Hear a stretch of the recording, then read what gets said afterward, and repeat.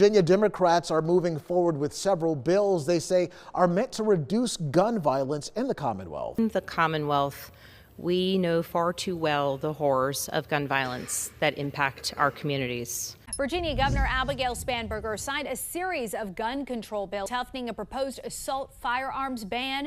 I own an AR-15, and it's not a weapon of war, and I don't want to hurt anybody. It is a defensive weapon. It is a tool. People across our Commonwealth and the rest of the country have been impacted by acts of gun violence. Will make it illegal to sell, buy, import, make, or transfer assault weapons in Virginia starting July 1st.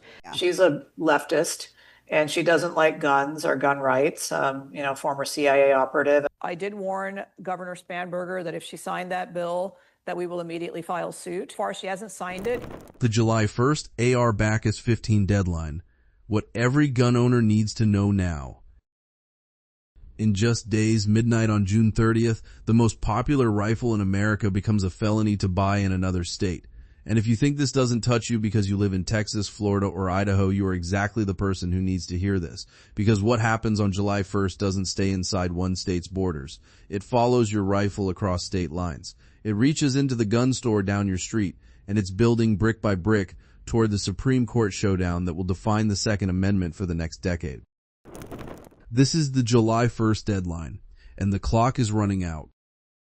Let's start with what's actually happening because the facts are bigger than the rumors. On May 14, 2026, Virginia Governor Abigail Spanberger signed Senate Bill 749 into law. With one signature, Virginia became one of at least 11 states banning so-called assault firearms.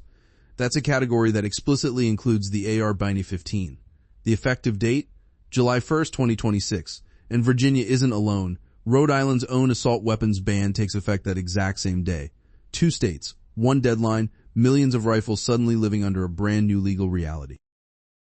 I own an AR-15, and it's not a weapon of war, and I don't want to hurt anybody. It is a defensive weapon. It is a tool. Virginia Democrats are moving forward with several bills they say are meant to reduce gun violence in the Commonwealth. In the Commonwealth, we know far too well the horrors of gun violence that impact our communities. Department of Justice threatening to sue Virginia if Governor Abigail Spanberger signs a bill aiming to restrict guns. The Senate Courts of Justice Committee approving several bills on Monday, including ones to ban the sale of assault weapons. Virginia Governor Abigail Spanberger signed a series of gun control bills toughening a proposed assault firearms ban.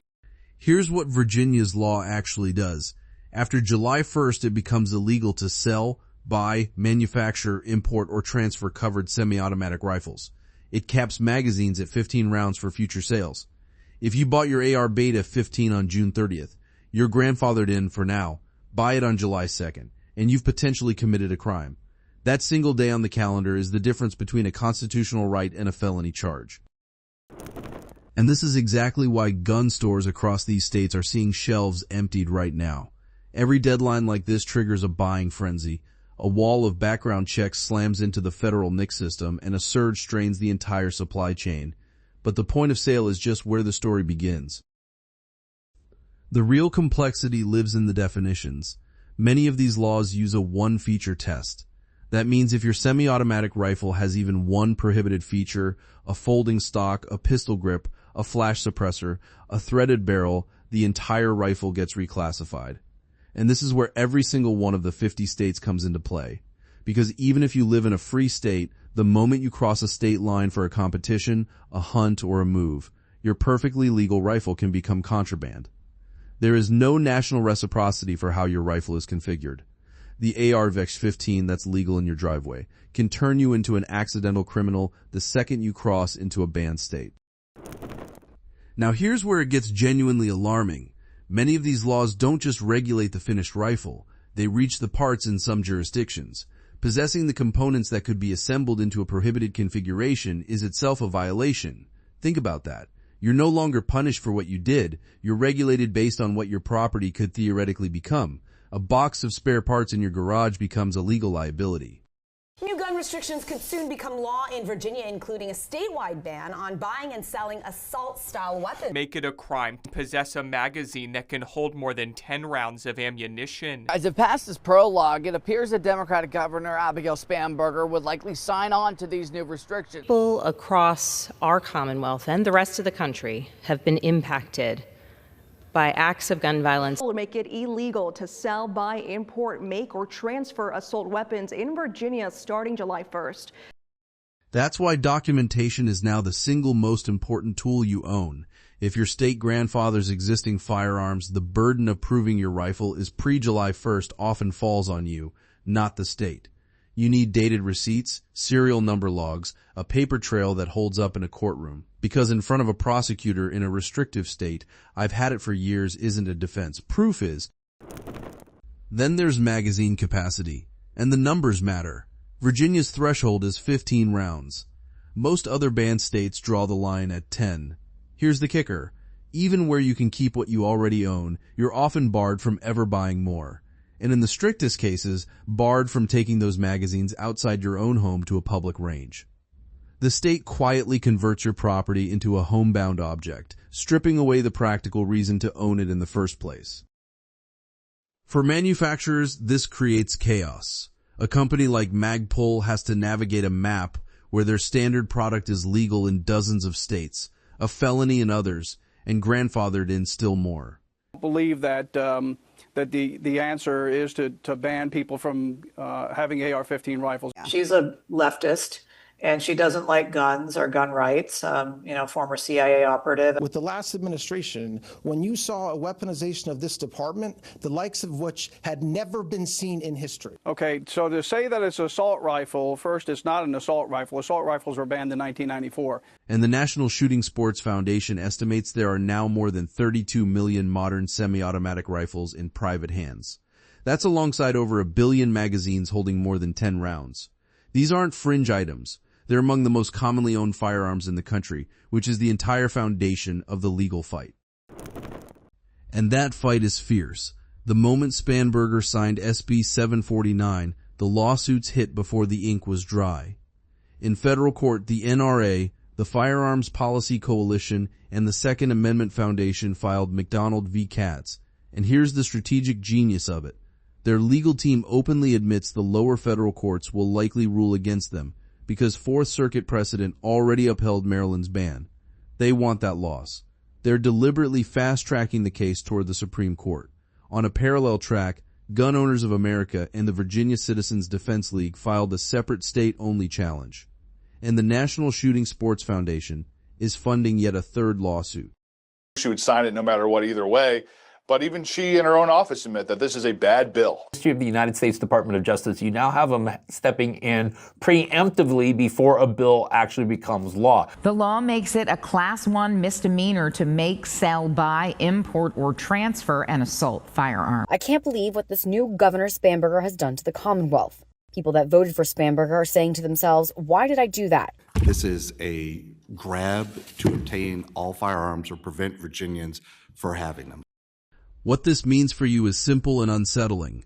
Your legal status could change week to week, depending on whether a judge issues a stay. The average citizen shouldn't have to track court dockets to know if they're a felon, but right now, that's the reality. So why should someone in West Virginia or Idaho care about a deadline 3 time zones away? 2 words, market contraction. When a large block of states ban certain features, manufacturers start asking whether it's even worth producing them. Features can vanish from the national market even for people in states where they're perfectly legal. The restrictions in the banned states quietly shrink the menu for everyone. Spanberger is at the center of some controversy here following her decision to sign and then toughen a series of gun control bills. She's all about big government. And so she'll sign that, and then we'll end up challenging it. The committee approved a bill that would make it illegal to possess and sell untraceable so-called ghost guns. The amendments would ban the sale, transfer, manufacture, and importation of assault firearms defined as semi-automatic rifles. And there's the deeper trend, confiscation by attrition. Several of these laws ban private transfers of grandfathered rifles entirely. You can keep your AR-15, but you can't sell it. Can't gift it to your son or daughter, can't trade it in. It becomes a dead asset that lives and dies with you. Across a state line, that same rifle is worth $2,000. In a banned state, its legal market value is effectively zero. And over one generation, without a single door-to-door knock, these firearms simply disappear from public hands. Rhode Island is already moving to tighten its grandfather clause even further. Proof that you can keep what you own is a promise with an expiration date. The psychological pressure of a deadline like this leads to mistakes. Some owners rush to register, not realizing they may be handing the state a roadmap. Others attempt featureless workaround builds and end up just as illegal because they missed fine print about grip angles or shrouds. These laws are often written vaguely, and vague laws are harder to follow and easier to enforce selectively. Charges resulting solely from technical violations of the unconstitutional assault weapon ban. There have been more and more shootings. It is getting worse and worse. Mass shootings have occurred in the workplace, on college campuses. Supposed weaponization of this Department of Justice, it means nothing to me because it's completely false. This article says the mass shootings where stricter gun laws might have made a difference.